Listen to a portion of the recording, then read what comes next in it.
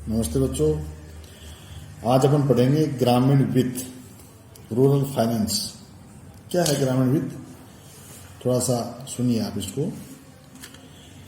इसका अर्थ जैसे कि मैंने लिखा है यहाँ, ग्रामीण वित्त से आशय निवेश किए जाने वाले धन की उस राशि से है जो फार्म पर उत्पादकता वृद्धि में सहायक होती है।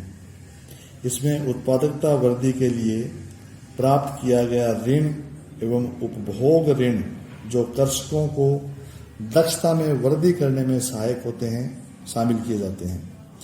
किसानों को भूमि में स्थायी सुधार करने, ऊंची कीमतों के यंत्रों को खरीदने, मकान व कुआं बनवाने, अच्छी किस्म के बीज खाद आदि खरीदने, लागत का भुगतान व जीवन निर्वाह करने के कार्यों के लिए कुछ समय के लिए या लंबे समय के लिए पैसा उधार लेना पड़ता है, वो सब इस ग्रामीण वित्त में शामिल होता है।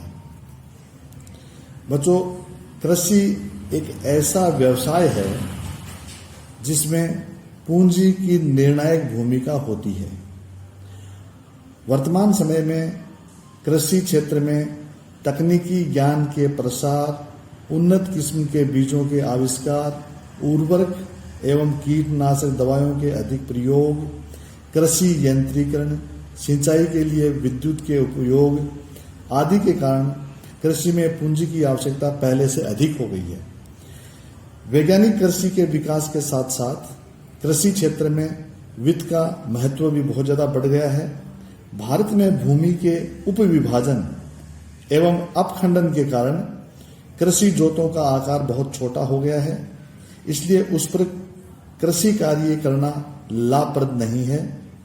इसके कारण किसानों की आय बहुत कम हो गई है। इस आय में से भूमि पर स्थायी सुधार करने अथवा नई भूमि खरीदने की बात तो सोचना बहुत दूर है। उन्हें अपने दैनिक व्ययों की पूर्ति के लिए भी ऋण पर निर्भर रहना पड़ता है।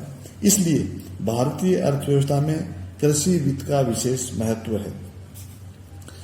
कृषि वित्त या जिसे ग्रामीण वित्त कह सकते हैं, इसके 3 प्रकार बताए गए हैं। एक पहला है अल्पकालीन, दूसरा है मध्यकालीन, तीसरा है दीर्घकालीन। अल्पकालीन ऋण क्या है? अल्पकालीन ऋण वह है जो कृषकों की मौसमी आवश्यकताओं को पूरा करने के लिए दिया जाता है। अल्पकालीन ऋण फार्म पर कीटनाशक दवाइयाँ, बीज आदि खरीदने के लिए, श्रमिकों की मजदूरी का भुगतान करने के लिए, भूमि का लगान चुकाने के लिए, पशुओं के लिए चारा व दाना खरीदने के लिए, इन कामों के लिए जो ऋण दिए जाते हैं वो अल्पकालीन ऋण होते हैं। इस अल्पकालीन ऋण का भुगतान अधिकतम 15 माह में करना आवश्यक होता है। दूसरा है मध्यकालीन ऋण। मध्यकालीन ऋण कृषकों को फार्म पर औजार, बैल व दुधारू पशु खरीदने के लिए, कुएं गहरे करने के लिए, भूमि सुधार करने के लिए, कुएं पे मोटर लगाने के लिए, बाड़ या फेंसिंग बनाने के लिए, इनके लिए यह है मध्यकालीन ऋण स्वीकृत किए जाते हैं। इन मध्यकालीन ऋण की भुगतान अवधि अधिकतम 5 वर्ष के लिए होती है। तीसरा है दीर्घकालीन। दीर्घकालीन ऋण कृषकों को भूमि क्रय करने के लिए, भूमि पर स्थायी सुधार करने के लिए, ट्रैक्टर व अन्य मशीनों के क्रय करने के लिए, कुआं बनवाने के लिए, फार्म में खाद्यान्न संग्रहण के लिए गोदाम बनाने के लिए, पशुशाला भवन आदि निर्माण करने के लिए, कुओं पर बिजली लगवाने के लिए, इन कामों हेतु दीर्घकालीन ऋण स्वीकृत किए जाते हैं। और इस प्रकार के ऋण अनेक वर्षों तक किसान की आय में, निरंतर आय में वृद्धि करते रहते हैं। ये ऋण सामान्यतः 5 से 20 वर्ष की अवधि के लिए दिए जाते हैं। भारत में कृषि ऋण या कृषि वित्त या ग्रामीण वित्त, इसके प्रमुख स्रोत 3 आधार बांटे गए हैं: गैर संस्थागत स्रोत, संस्थागत और सरकार। गैर संस्थागत स्रोत क्या है, पहले इसके बारे में अपन डिस्कशन करते हैं। कृषि वित्त के गैर संस्थागत स्रोतों में साहूकार, महाजन, जागीरदार, व्यावसायिक साहूकार, व्यापारिक एजेंट, रिश्तेदार या भूमाफिया आदि शामिल हैं। ये लोग गांव के किसानों की अधिकांश वित्त संबंधी आवश्यकताओं की पूर्ति तो करते हैं, लेकिन इनका ब्याज बहुत ऊंचा होता है।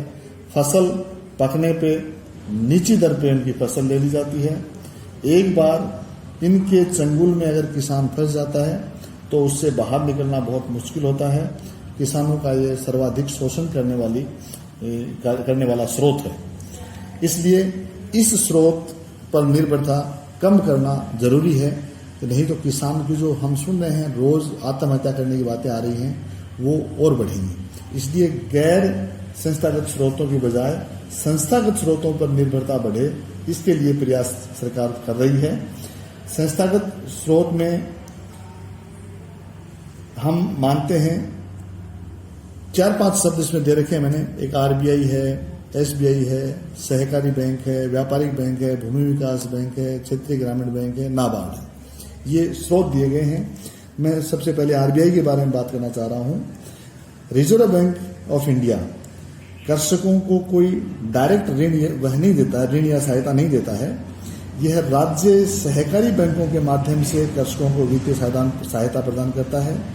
राज्य सहकारी बैंक केंद्रीय सहकारी बैंकों को व प्राथमिक सहकारी समितियों के माध्यम से किसानों को ऋण देते रहे हैं। वर्तमान में रिजर्व बैंक ने कृषि वित्त का सारा कार्य नाबार्ड को सौंप दिया है, जो कृषि वित्त संबंधी ऋणों में महत्वपूर्ण भूमिका अदा कर रही है। दूसरा है स्टेट बैंक ऑफ इंडिया। भारतीय स्टेट बैंक की स्थापना पुराने इंपीरियल बैंक ऑफ इंडिया के राष्ट्रीयकरण करके की गई। इस बैंक की स्थापना का प्रमुख उद्देश्य ही कृषि वित्त व्यवस्था में सुधार करने के लिए सहकारी साख एवं विपणन समितियों को वित्तीय सहायता प्रदान करना है। कृषि वित्त उपलब्ध करवाने में यह बैंक विभिन्न प्रकार की सहायता किसानों को प्रदान करती है, जैसे गोदामों के लिए ऋण देना हो, भूमि विकास बैंकों के माध्यम से यदि किसानों को ऋण प्राप्त करना हो, ग्रामीण बैंकों की शाखाओं के माध्यम से यदि किसानों को ऋण प्राप्त करना हो, ये सब काम SBI state bank of India के माध्यम से किए जाते हैं। तीसरा है व्यापारिक बैंक। व्यापारिक बैंक राष्ट्रीयकरण से पूर्व व्यापारिक बैंक कृषि के लिए केवल अप्रत्यक्ष ऋण ही प्रदान करते थे। ये बैंक प्राय कृषि वित्त के रूप में अल्पकालीन ऋण ही प्रदान करते हैं। राष्ट्रीयकरण के बाद इन बैंकों द्वारा कृषि क्षेत्र में दिए गए ऋणों की मात्रा में काफी तीव्र गति से वृद्धि हुई है और आज बहुत अधिक मात्रा में यानी 50% गांव में ये बैंक व्यापारिक बैंक कृषकों को वित्तीय सहायता उपलब्ध करवा रहे हैं। भूमि विकास बैंक प्राथमिक भूमि विकास बैंक को ऋण प्रदान करने एवं उनका मार्गदर्शन करने हेतु राज्य स्तर पर केंद्रीय भूमि विकास बैंकों की स्थापना की गई है। ये बैंक कृषकों को भूमि खरीदने, भूमि में स्थायी सुधार करने आदि कार्यों के लिए दीर्घकालीन ऋण प्रदान करते हैं। सहकारी संस्थाएं ऐसे ऋणों की पूर्ति दीर्घकालीन ऋणों की पूर्ति नहीं कर पाती, क्योंकि इसके अधिकांश साधन अल्पकालीन एवं सीमित होते हैं। इसलिए भूमि विकास बैंक भूमि को बंधक रख करके दीर्घकालीन ऋण किसानों को देते रहते हैं। अगला है क्षेत्रीय ग्रामीण बैंक। क्षेत्रीय ग्रामीण बैंकों की स्थापना का मुख्य उद्देश्य भी ग्रामीण क्षेत्रों में रहने वाले लघु एवं सीमांत कृषक, कृषि श्रमिक, कारीगर एवं छोटे उद्यमियों को ऋण एवं अन्य आवश्यकताओं की पूर्ति करना है। इन बैंकों की स्थापना का मुख्य उद्देश्य भी पिछड़े एवं जनजातीय क्षेत्रों में करने का निर्णय किया गया, जहां वाणिज्यिक व सहकारी बैंकों की स्थापना का विस्तार अभी बहुत कम है। इस कारण ऐसे क्षेत्रों में ही क्षेत्रीय ग्रामीण बैंकों की स्थापना की गई है और वहां की जनता को ऋण उपलब्ध करवाने की जिम्मेदारी इनको दी गई है। नाबार्ड जैसा कि इसके नाम से ही पता है, इसका पूरा नाम है national bank for agriculture and rural development, राष्ट्रीय कृषि एवं ग्रामीण विकास बैंक। कृषि एवं ग्रामीण विकास के लिए एक अलग शीर्ष वित्तीय संस्था की मांग बराबर उठती रही। इसी संदर्भ में 12 जुलाई 1982 को इस नाबार्ड की स्थापना की गई। राष्ट्रीय बैंक अधिनियम 1981 की धारा 4 के अनुसार इसकी प्रारंभिक पूंजी 100 करोड़ रुपए रखी गई, जिसमें केंद्र सरकार व रिजर्व बैंक को 50-50 करोड़ रुपए की व्यवस्था करनी थी। यह बैंक कृषि पुनर्वित्त एवं विकास निगम तथा रिजर्व बैंक के कृषि शाख विभाग के समस्त कार्य करेगा। यह बैंक कृषि एवं ग्रामीण विकास के लिए वित्त प्रदान करने के साथ साथ विभिन्न ग्रामीण वित्त संस्थाओं में समन्वय का काम भी करता रहेगा। यह बैंक कृषि, लघु उद्योगों, कुटीर एवं ग्रामीण उद्योगों, ग्रामीण दस्तकारों, इन सबको शाख के लिए पुनर्वित्त प्रदान करने का काम करेगा। इस संबंध में केंद्रीय सरकार, राज्य सरकार, योजना आयोग के कार्यों में समन्वय स्थापित करने का काम भी करेगा। यह बैंक ग्रामीण शाखा एजेंसियां जैसे राज्य सहकारी बैंक, प्रादेशिक ग्रामीण भूमि बैंक, भूमि विकास बैंक, इनको भी अल्पकालीन, मध्यकालीन और दीर्घकालीन ऋण प्रदान करता रहेगा। इस प्रकार से ग्रामीण वित्त के संबंध में इसका अर्थ, इसके प्रकार और ग्रामीण वित्त के प्रमुख स्रोत क्या क्या हैं, ये हमने इस आज के टॉपिक में अध्ययन किया है। अब इन्हीं के साथ ये कार्रवाई पूर्ण होती है। धन्यवाद। जय हिंद, जय भारत।